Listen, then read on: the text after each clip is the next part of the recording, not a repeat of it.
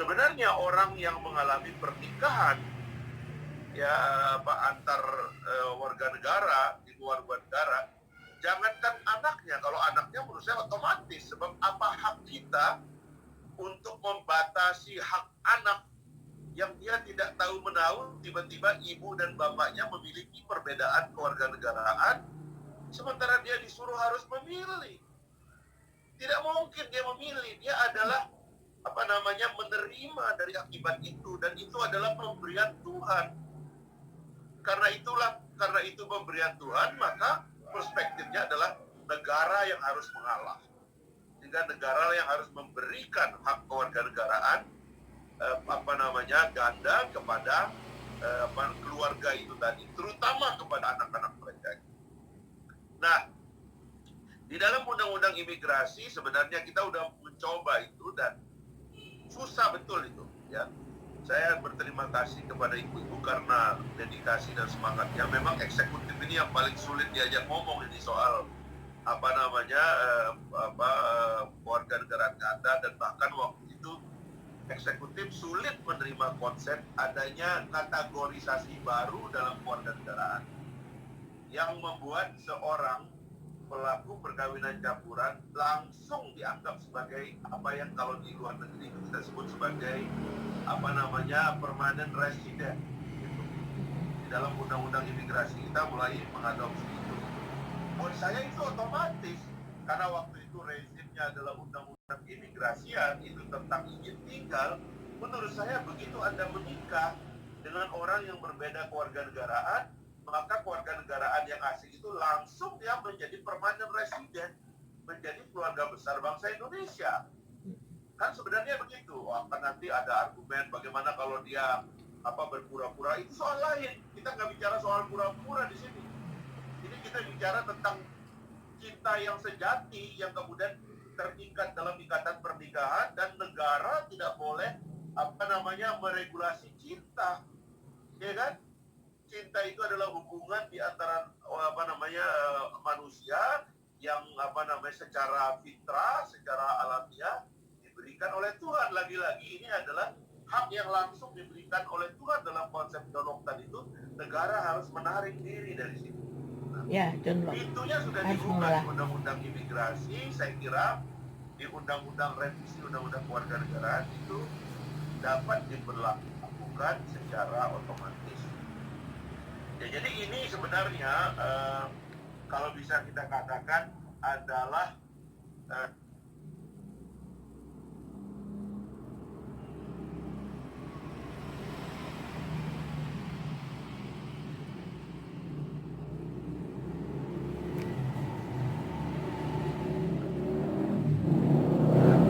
perdebatannya saya kira bisa diminta ke DPR dipakai untuk membuka pintu untuk revisi Undang-Undang Nomor 12 Tahun 2006, dan kemudian kita menerima konsep kewarganegaraan ganda kepada keluarga perkawinan campuran. Kalau menurut saya itu terlalu lurus situasinya itu, nalarnya itu.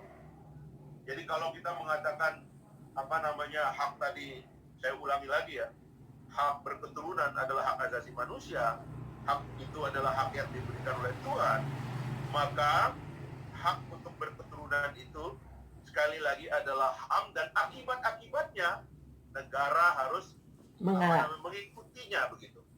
Tidak boleh, negara harus mengalah dengan hak-hak yang diberikan oleh Tuhan tadi. Karena itu saya lihat langsung aja itu garisnya itu. Sehingga dengan dasar itulah kemudian di dalam Undang-Undang Nomor 12 2006 revisi itu dapat dicantumkan kewarganegaraan tunggal.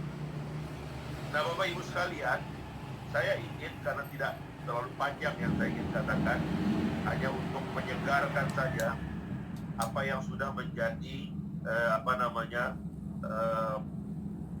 keputusan kita dalam di masa-masa yang lalu. Tadi saya sudah bicara tentang roh dari Pancasila, terutama sila kedua. Apalagi kita punya Pancasila sila pertama, ketuhanan. Jadi sebagai sumber kemanusiaan adalah satu. Lalu peristiwa ini adalah peristiwa peristiwa keturunan itu adalah peristiwa kemanusiaan, dan karenanya kemudian negara harus mengalah, negara harus memberikannya. Ya.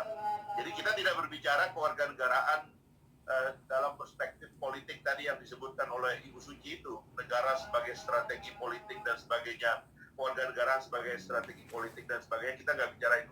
Tapi kita berbicara sebuah peristiwa kemanusiaan yang bernama perkawinan campuran.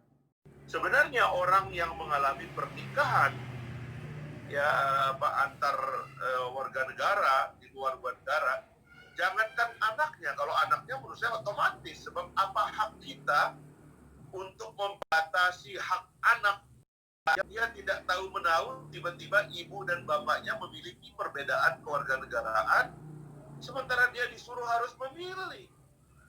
Tidak mungkin dia memilih, adalah menerima dari akibat itu. Itu adalah pemberian Tuhan. Karena itu pemberian Tuhan, maka akhirnya adalah negara yang harus mengalah. Sehingga negara yang harus memberikan hak kewarganegaraan ganda kepada keluarga itu tadi, terutama kepada anak-anak mereka. Nah, di dalam undang-undang imigrasi sebenarnya kita udah mencoba itu dan susah betul itu, ya. Saya berterima kasih kepada ibu-ibu karena memang eksekutif ini yang paling sulit diajak ngomong ini soal kewarganegaraan ganda, dan bahkan waktu itu eksekutif sulit menerima konsep adanya kategorisasi baru dalam kewarganegaraan yang membuat seorang pelaku perkawinan campuran langsung dianggap sebagai apa yang kalau di luar negeri itu kita sebut sebagai permanent resident. Dalam undang-undang imigrasi kita mulai mengadopsi itu. Buat saya itu otomatis, karena waktu itu rezimnya adalah undang-undang imigrasian, itu tentang izin tinggal. Menurut saya begitu Anda menikah dengan orang yang berbeda kewarganegaraan, maka kewarganegaraan yang asing itu langsung dia menjadi permanent resident, menjadi keluarga besar bangsa Indonesia. Kan sebenarnya begitu. Akan nanti ada argumen bagaimana kalau dia berpura-pura, itu soal lain. Kita nggak bicara soal pura-pura di sini. Ini kita bicara tentang cinta yang sejati yang kemudian terikat dalam ikatan pernikahan, dan negara tidak boleh meregulasi cinta, ya kan? Cinta adalah hubungan di antara manusia yang secara fitrah, secara alamiah diberikan oleh Tuhan. Lagi-lagi ini adalah hak yang langsung diberikan oleh Tuhan dalam konsep John Locke tadi itu. Negara harus menarik diri dari situ. Ya, John Locke. Itunya sudah diubah di undang-undang imigrasi. Saya kira di undang-undang revisi undang-undang kewarganegaraan itu dapat diberlakukan secara otomatis. Ya, jadi ini sebenarnya kalau bisa kita katakan adalah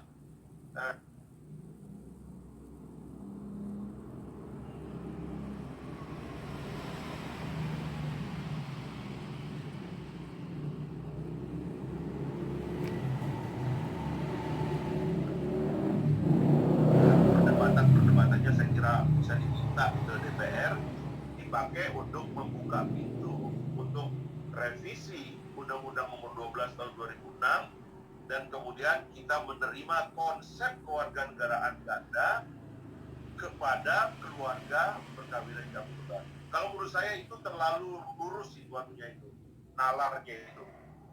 Jadi kalau kita mengatakan hak tadi, saya ulangi lagi ya, hak berketurunan adalah hak asasi manusia, hak itu adalah hak yang diberikan oleh Tuhan, maka hak untuk berketurunan itu sekali lagi adalah HAM, dan akibat-akibatnya negara harus mengikutinya begitu.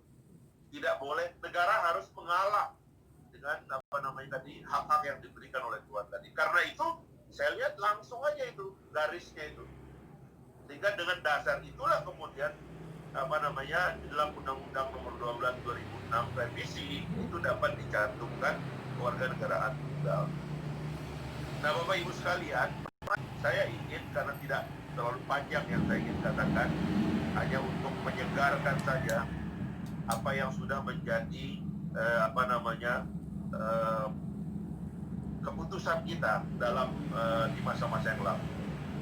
Tadi saya sudah bicara tentang roh dari Pancasila, terutama sila kedua. Apalagi kita punya Pancasila sila pertama, ketuhanan. Jadi sebagai sumber kemanusiaan adalah satu. Lalu peristiwa ini adalah peristiwa peristiwa keturunan itu adalah peristiwa kemanusiaan, dan karenanya kemudian negara harus mengalah, negara harus memberikannya. Ya. Jadi kita tidak berbicara kewarganegaraan dalam perspektif politik tadi yang disebutkan oleh Ibu Suci itu, negara sebagai strategi politik dan sebagainya, kewarganegaraan sebagai strategi politik dan sebagainya, kita nggak bicara itu. Tapi kita berbicara sebuah peristiwa kemanusiaan yang bernama perkawinan campur.